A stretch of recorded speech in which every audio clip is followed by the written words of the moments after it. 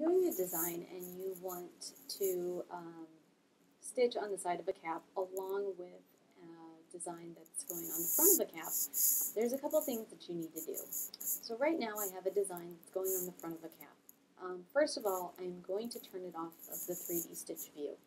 So I left click on 3D at the top, and then I am going to go ahead and click 1 to 1, which will zoom out on my design.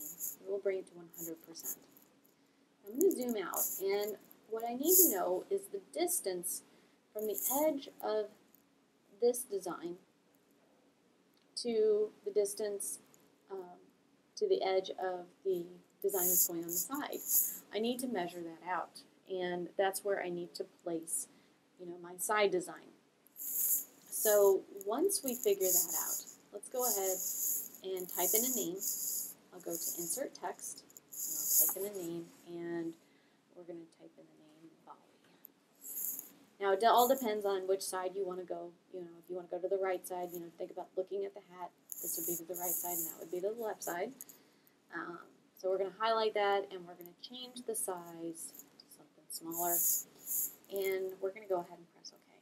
When I bring it in and generate my stitches, it will put it in the center of the design. So where I need it to lay is over to the right-hand side. So I can bring that over to the right.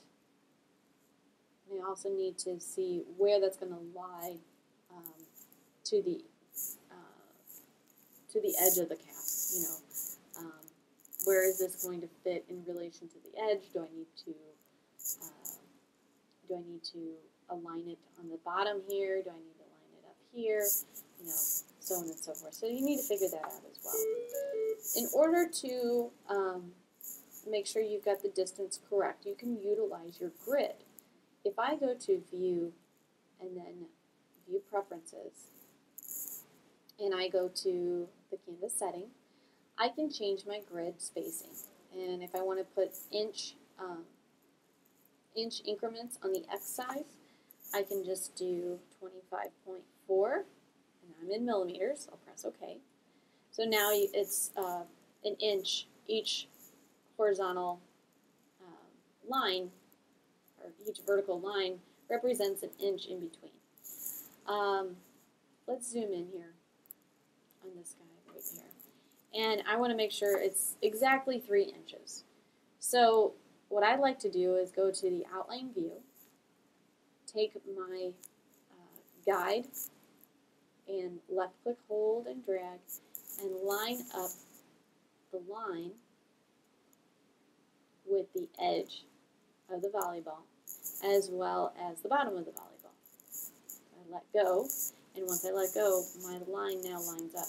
I want it to be exactly 3 inches, so I go 1, 2, and 3. It's just about there. And I want it to line up at the bottom here. Since I have kind of a hanging letter, I want to move it up a little bit. If I wanted to do 3.5 inches, I could kind of guess that way, or use my ruler bars up here. Another thing, you can always go back in and change your spacing for in your view preferences. Now, if we're ready to go and export this design, first thing is I want to show you where the origin point is. So we're going to go to View and View Preferences. We're going to go to Hoop Original Point and show the original point. Press OK. The design is going to start and stop at this point because that's the center of the whole design.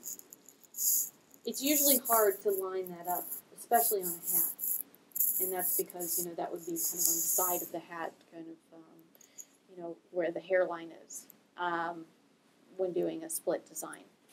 So what we need to do, it's easiest to line up the center point with the center of the front design. So that requires turning off the auto center in the software. So we're going to go up to View and View Preferences, and I'm going to do the Hoop Original Point tab, and I'm going to turn off the auto center and press OK. When I do that, I can now take my origin point, which is the green triangle and red cross, left click, hold, and drag, and bring that to, the desired point. If I want to align it at the bottom center, I can line it up at the bottom center here, and that's where it's going to start and stop. So you do have to deselect Auto Center, and then you need to, set that where you want. When you deselect Auto Center and put that where you would like, there's a couple of things. One, when you do your next design, you need to turn it back on. Especially if you're doing, Left Test logo or anything like that. Otherwise, your origin point might be off. The second thing is to export it in the export to function. So when I export it, I need to go to the drop-down export, and then go to export to. And when I do the export to, we're going to name the file, and then hit save. I can save it wherever I want. Hit save. And now the origin point will be in front.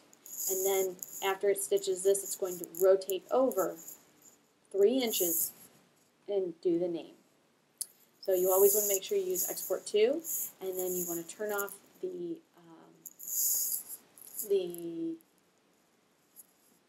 origin point from Auto Center to the center of the design here. And if you need to change the center of the design, maybe I think it should be about here, I can always take this and move this over. So wherever you set that point where that red cross hits, that's where it's going to start and stop.